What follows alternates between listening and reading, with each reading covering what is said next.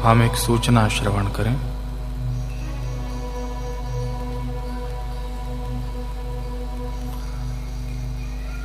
आज 19 तारीख है, कल 20 तारीख को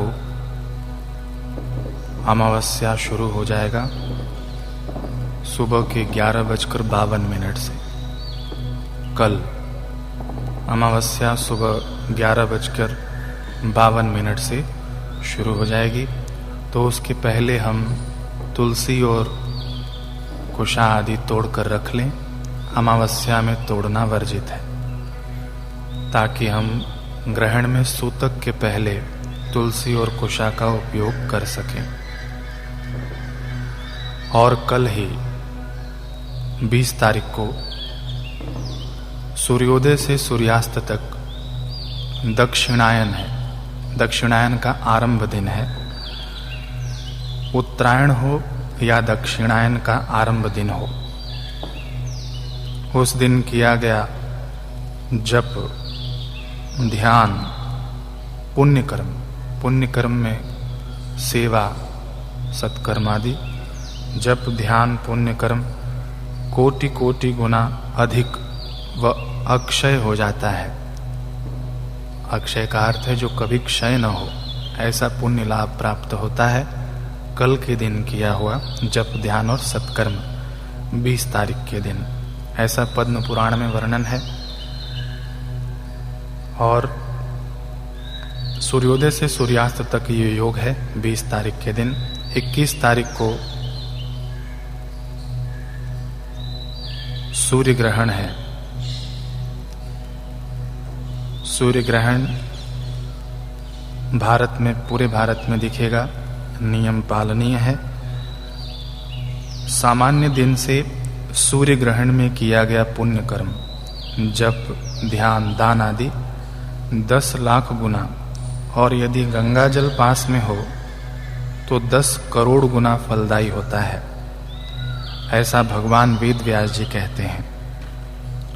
गंगा जल पास में रखें और जप ध्यान करें।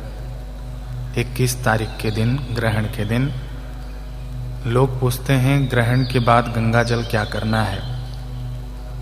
तो ग्रहण के बाद जो माला पूजन हम करते हैं उसमें गंगा जल का उपयोग कर लें। पूज्य बापू जी बताते हैं कि सूर्य ग्रहण में रुद्राक्ष की माला पहननी चाहिए, उससे पाप नष्ट हो जाते हैं। सूर्य ग्रहण 21 तारीख के दिन रुद्राक्ष की माला पहनकर जप कर सकें तो अच्छा है। उस दिन रुद्राक्ष की माला पहनकर जप करें, पाप नष्ट हो जाते हैं।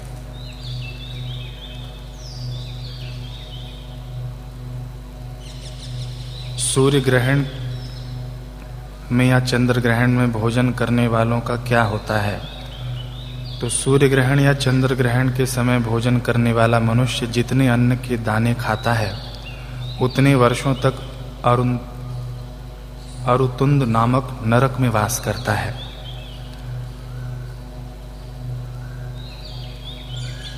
यदि किसी के घर में पका पकाया अन्न हो तो क्या करना चाहिए? पका पकाया अन्न हो तो ग्रहण में जो पका पकाया अन्न बच जाता है उसे कुत्ते को डालकर फिर नया अन्न पकाकर वो ग्रहण करना चाहिए। कुश, तुलसी या तिल डालने से कच्चा अन्न दूषित नहीं होते, और इस बार के ऋषि प्रसाद में भी आया है, उसका भी हम लोग पठन कर लें। ग्रहण काल में स्पर्श किए हुए वस्त्र आदि की शुद्धि हेतु बाद में उसे धो देना चाहिए। ग्रहण काल में जिस आसन पर हम बैठे हैं, जिस गौमुखी का हम उपयोग कर रहे हैं, माला, जो वस्त्र पहनकर हम बैठे हैं, अथवा तो जिस जिस वस्त्र आदि को हमने स्पर्श कर लिया है वो सब धोना पड़ता है, स्नान करना पड़ता है। ग्रहण काल के बाद स्नान करने के बाद शुद्ध बिंब का दर्शन करें। दर्शन आदि करने के बाद ही भोजन आदि ग्रहण करें। ग्रहण में कौन सा मंत्र जप करना चाहिए? सर्वोपरि मंत्र है गुरु मंत्र, और गुरु मंत्र में पूज्य बापू जी जो हमको गुरु मंत्र देते हैं उसमें ओम रहता है।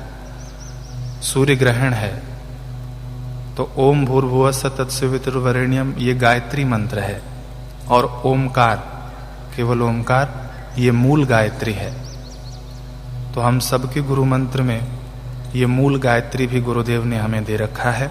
सूर्य ग्रहण है और मूल गायत्री सहित मंत्र का जप बहुत अधिक पुण्यदायी होगा। अन्य मंत्रों में उलझे नहीं, गुरु मंत्र सर्वोपरि मंत्र है। इस मंत्र का अधिक से अधिक हम जप करें।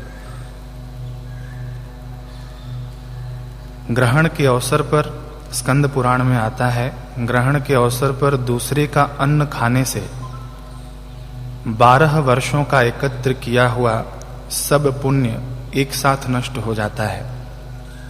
तो 21 जून को इस बात का ध्यान रखें।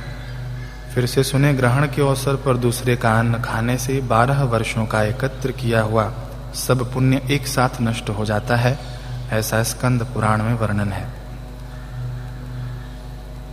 ब्रह्मवैवर्त पुराण में आता है कि ग्रहण को देखना नहीं चाहिए, इससे रोग का भय होता है। तो इन सब बातों का ध्यान रखें। इस बार के ऋषि प्रसाद के अंक में भी छपा हुआ है, उसका भी हम लोग पठन कर सकते हैं। आश्रम की डायरी में कौन से समय पर कहाँ पर ग्रहण शुरू होगा, उसका भी आश्रम की डायरी में वर्णन है, ऋषि प्रसाद में वर्णन है। 12 घंटे पहले सूतक शुरू हो जाएगा। जैसे 10 बजे यदि यहाँ पर ग्रहण शुरू है सुबह में, तो रात्रि के 12 बजे से ही सूतक लग जाएगा। उसमें भोजन आदि नहीं करना चाहिए।